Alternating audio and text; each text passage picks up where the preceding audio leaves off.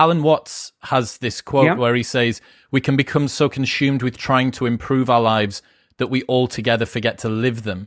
Is there a way that people can learn to let go of this compulsion a little bit?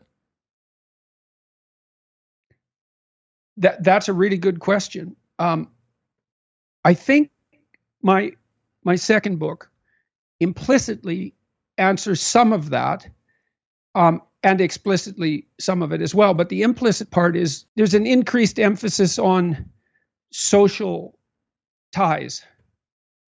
And so for me, I snap out of the improvement/productivity trap to the degree that I'm able when I'm playing with my family, let's say, when we're joking, when we're sitting around a mealtime together, when there's peace there and we can joke and play. And I'm trying, particularly as I'm trying to regain my health, I'm trying to really rekindle that capacity to play and enjoy the moment, even if I'm not doing something productive.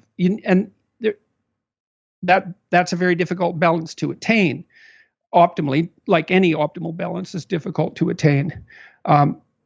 It isn't obvious to me how much of, I have no idea the multiple sources of my health troubles. I was diagnosed this month with severe central sleep apnea.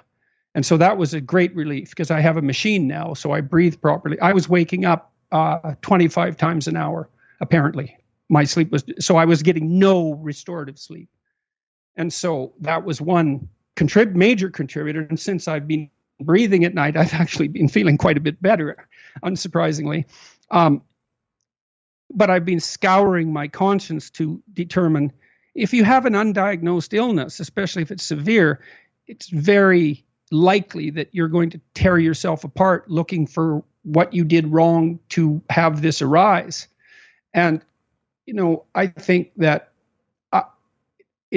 so I've been considering, did I take on too much responsibility? Did I work too much, et cetera, et cetera? I don't know the answer to that yet. But what I do know is that since I've been trying to regain my health, I've been doing a lot of walking, and that's been really good. And I'm not working while I'm walking. And I've been working out more, and I've been playing more, and I've been dancing more, and that's all useful. And that has to be balanced with that productivity. Because what you're looking for, you're looking for improvement, but you're looking for sustainable improvement. And so if you push yourself too hard, you destroy the sustainability across time. And you want that sustainability there. So you can't push yourself any farther than you're capable of going in the long run. I found, for example, because I've written diligently for a long time, daily, and I learned quite early on that writing more than 3 hours in a day was counterproductive. Whatever I gained from a 4-hour writing session, I'd lose the next day or two. So, but I also think you have to kind of push yourself past your limits before you can retract to the optimal place. And that can't be sort of defined a priori because each person's limit is different. And I think what you do when you're young, in your 20s, if you're operating in an optimal manner, is you push yourself to your limits and then pull back and adjust for sustainability. And I help lots of people do that in my clinical practice. I worked with lawyers who are at the pinnacle of their profession, and the demands on them are incredible. They're working 60 to 80 hours a week. Generally, what I did with them was get them to take more days off. They couldn't work shorter days, but they could plan 4-day weekends 2 months in advance. And they could do that every 2 months. And inevitably, if they did that, the number of billable hours they produced went up, not down. So they'd maybe double their vacation time and increase their productivity. So it was a really good deal for them. They got their cake and eat it too. They got to have their cake and eat it too.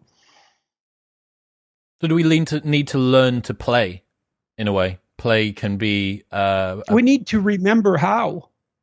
We all know, right? I mean, play is so deeply embedded in human beings. It's one of our primary modes of cognition and adaptation. mammals have a specialized play circuit that's biologically, what would you say, specialized precisely for play. And so, and it's an interesting circuit because and a lot of this has been discovered by people who study animal behavior, especially among rats. But play in rats produces prefrontal lobe development, and that's the part of the brain that's responsible for highest order cognition. So rats have to play a lot to mature properly, and they play socially. And social play is social integration. There's no difference between the ability to play socially and being socially integrated. Like a good conversation at a dinner time is a form of play, because there's wit involved, and there's banter, and there's timing, and there's a dance, and there's the matching of your physical responses to the physical response of the other person. It's play. But play is very easily inhibited by almost any other motivational state. And so you can also tell that if you can get yourself into a playful mood, that you're in an optimal place. Otherwise, you wouldn't be able to do it. So it's a good sign that things are going right. Thank you very much for tuning in. If you enjoyed that, then press here for the full, unedited episode. And don't forget to subscribe. It makes me very happy. Peace.